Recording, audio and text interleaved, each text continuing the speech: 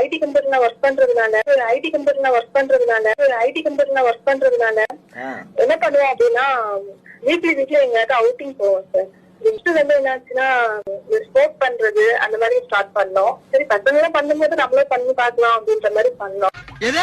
Sport பண்றது அந்த மாதிரி ஸ்டார்ட் பண்ணோம். சரி பசங்க எல்லாம் பண்ணும்போது நம்மளும் பண்ணி பாக்கலாம் அப்படின்ற மாதிரி பண்ணோம். அப்புறம் வந்து பாத்தீங்கன்னா சார் அடுத்த கட்டமா வந்து ட்ரிங்க்ஸ்க்கு போனேன்.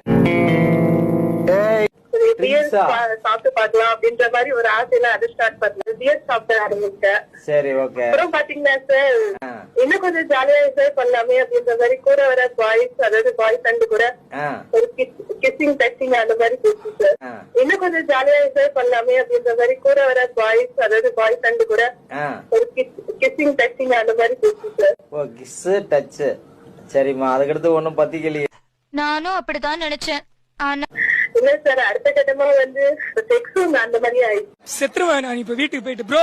ஒன் வீக் நான் அதாவது வீக்லி நாங்க அவுட்டிங் போனோம், பார்ட்டி போனோம்னா அது கண்டினியூ ஆகுது. அம்மா நீங்க வந்து எங்க வீட்ல வந்து எனக்கு அலைன்ஸ் பாத்துட்டு இருக்காங்க.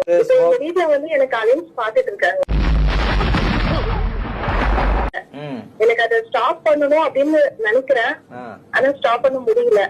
வீட்டுல அலைன்ஸ் வேற பாக்குறாங்க. இதனால எனக்கு ஏதாவது ப்ராப்ளம் ஆகுமா அப்படின்ற மாதிரி எனக்கு பயமா இருக்கு.